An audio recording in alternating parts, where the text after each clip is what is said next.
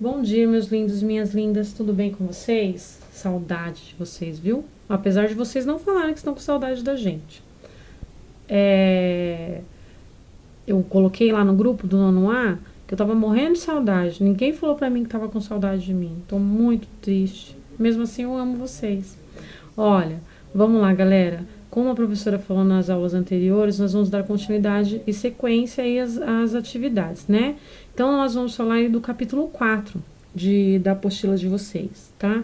Vamos iniciar as aulas e é com muito carinho que nós preparamos essa aula para vocês. Espero que juntos nós consigamos sanar as dúvidas de vocês. Qualquer dúvida é só entrar em contato pelo e-mail ou e-mail da professora Andréia ou professor Rogério e juntos nós vamos estudar e tirar as dúvidas, ok? Vamos começar? Os organismos internacionais e sociais, parte 1. Por que parte 1? Porque eu fiz 2 slides, parte 2, porque como é um tema bem extenso, para não ficar muito cansativo, a professora teve que fazer a parte 1 e parte 2, ok? Vamos falar sobre, primeiro, a população mundial e o mapa aí da apostila de vocês, página 40 e 41, que mostra a repatriação da riqueza mundial. Onde nós temos aí um texto que fala sobre o Conselho de Segurança.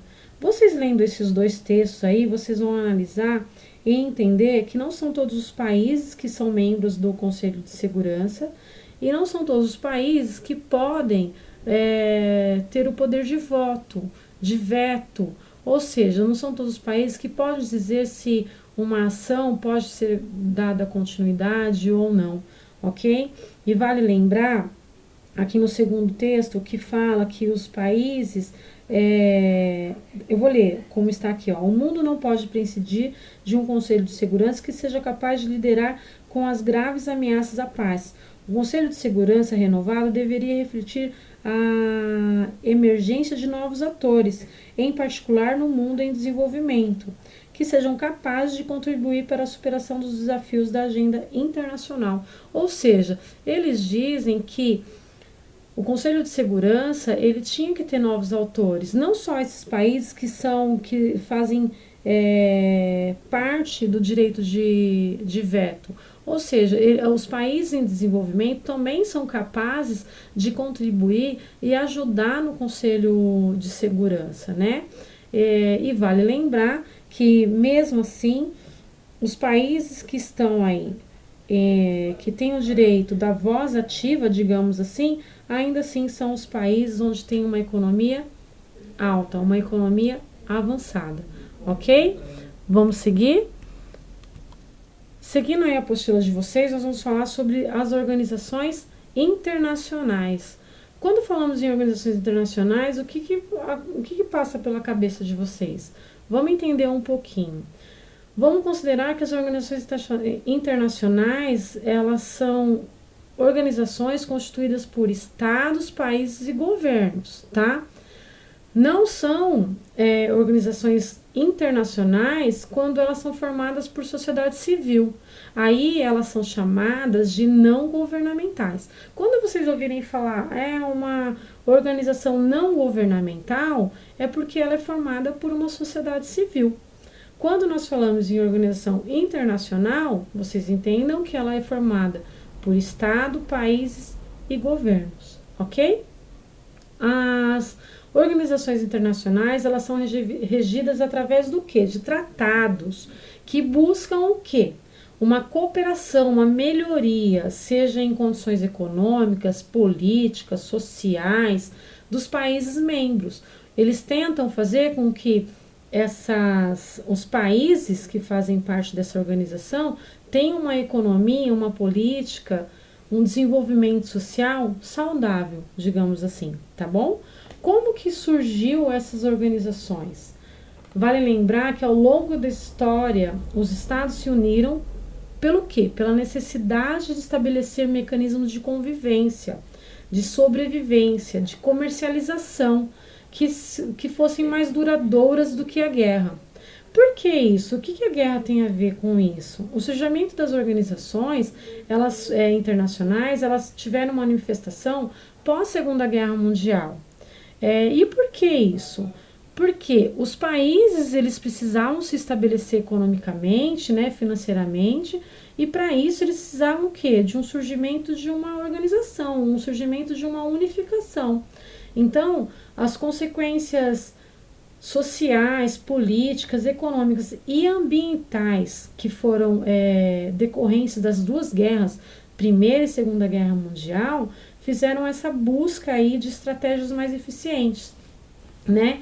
E essas estratégias, elas tinham que ser aceitas é, por baseado no direito internacional. Não seria válido somente para um país ou para um continente só, mas sim para que todos tivessem os mesmos benefícios, ok? Vindo dessas organizações internacionais, vou acompanhar aqui com a apostila.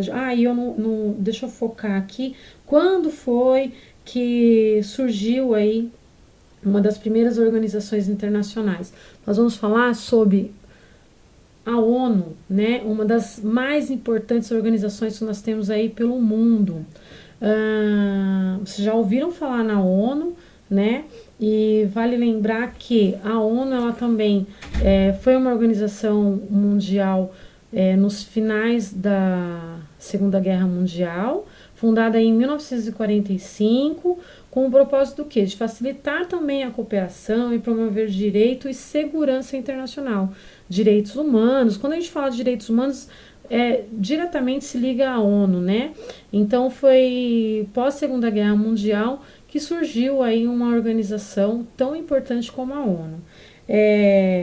Vou ler o trechinho aqui da página 43 da apostila de vocês, que diz assim, ó, segundo parágrafo. Em 1941, o presidente dos Estados Unidos, Franklin Roosevelt, e o primeiro-ministro do Reino Unido, Winston Churchill, deram o passo inicial para o surgimento da ONU, ao assinarem a Carta do Atlântico. Ou seja, a Carta do Atlântico foi um documento elaborado pelos Estados Unidos que deixava muito clara a preocupação aí de segurança coletiva dos países, né, das nações, e esse documento estabelecia princípios para garantir uma autodeterminação dos povos, ou seja, para garantir uma vida mais digna, digamos assim, da sociedade de cada nação, ok? Tá dando para entender aí?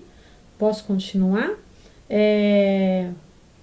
Falando ainda da ONU, eu vou seguir aqui, ó, na apostila aí da página 44 de vocês, está lá, ONU, uma organização a serviço da paz.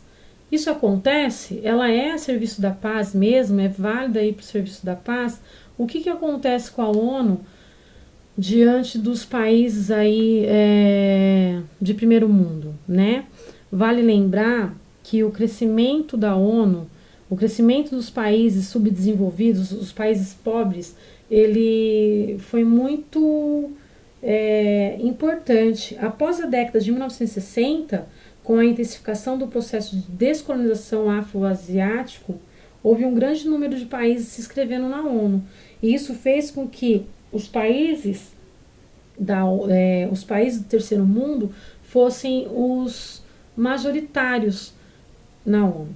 E isso aconteceu de uma forma muito gradativa, né, com o tempo, e vale lembrar que esse crescimento dos países de terceiro mundo, o que são os países de terceiro mundo? Vamos lembrar, os países de terceiro mundo são os países subdesenvolvidos, capitalistas ou não alinhados, que seria o quê? Os países que não tomavam partido nem para os Estados Unidos e nem para a União Soviética, né?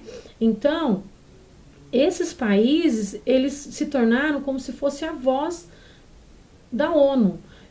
Ou para alguns analistas, eles dizem que a ONU se transformou na voz do terceiro mundo. Esse crescimento dos países pobres na ONU e a defesa de mudanças em relações internacionais provocaram aí, em 1980,